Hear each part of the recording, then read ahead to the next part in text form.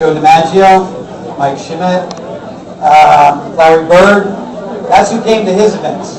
He was relentless with working hard to pay for Chris Short's medical bills. Chris Short may have never regained his consciousness, but Chris Short's family knew how much time and energy Art put into never forgetting the bond of your roommate in baseball. Art, you were a great pitcher and an all-star.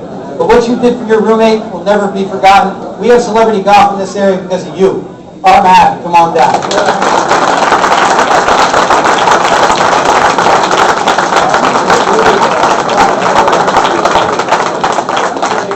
When you see him, it's tough for a lot of us to stand next to him because he looks like he can still wear the uniform. There he is, killing me. He had these legs, these wheels, great speed on the bases. California boy, could hit the ball, field the ball, run around those bases. He couldn't break in to get all the innings, but you look at his stats, and I look at him, and I see what they did. I see how they used you, Ross.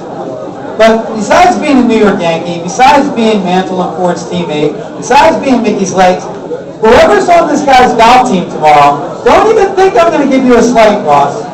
You come with us every year, but you are the best guy we've got. So he's still an incredible athlete, and I really wish Father Time would catch up with you so I don't feel so guilty. Just put on 2-3 pounds. Eat some potato chips, ice cream, man. But anyway, great golfer, New York Yankee, outfielder, nicknamed Mickey's Legs, 1960s, Russ Machedo.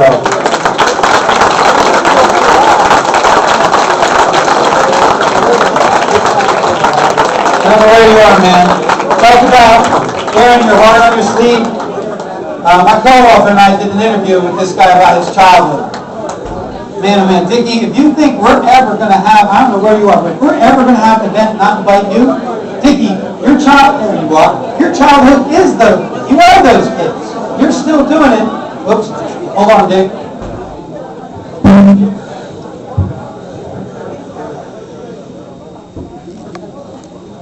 When the playing career is over, people go on with work and life. This guy, he went on. He gives back. He listens. He talks. He helps people with their problems. And it's not easy. I know you think it is easy, but they have problems too. And Dickie Knowles works for the Philadelphia Phillies, and he gives back. Talk about overcoming obstacles. Dickie, when you answered our questions truthfully for the next Before the Glory book, and you told us about what went on in your childhood, I am grateful that you are an example about baseball and your arm, George Brett, and the 80 World Series, and all those stuff. Dickie, you got a heart that just doesn't stop giving. You're a grandpa now. When I talked to you on the phone, you were elated about this little baby in your arms being a grandpa, but you give back and you help those players, and you know what it's like to make wrong turns. I'm just glad that the Phillies got you quietly making sure things run smooth.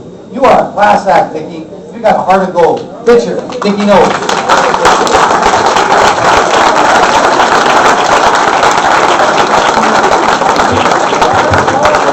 Many of you ball players that played in the 1970s in the National League, his nickname was Cy, because his teammates, Tim Foley, gave him this nickname in the mid-1970s, because on this team that didn't win a lot, this rookie went 10-5 right off the bat.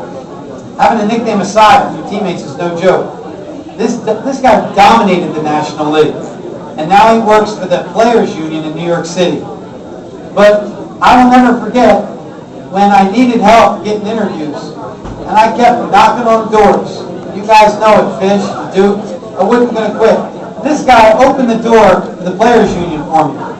He was a great pitcher. He runs 5-6 miles a day. He also hasn't put on a pound, but he is so kind.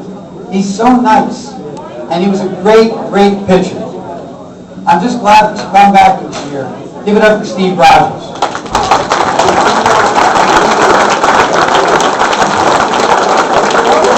When you look at people, when Bethlehem Steel went down and Ingersoll Rand went down, a lot of people were without jobs.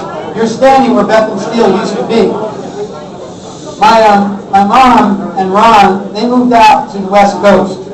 And they moved into a neighborhood, and I found out who their neighbor was back when I was trying to fish around an idea. This guy murdered the Yankees.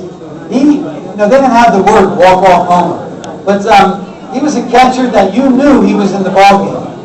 He's from Idaho, hit 100 Major League homers. Hit the last home run ever in Yankee Stadium. But more importantly, him and his wife opened the door when some kid said, I got this idea for a book. And he sat there and he gave me guidance and help. And he flew in from Vegas just to be here. Duke, you're a great player, you're a great leader. You're always the life of the party. I love you. Duke Sims, come on down, brother.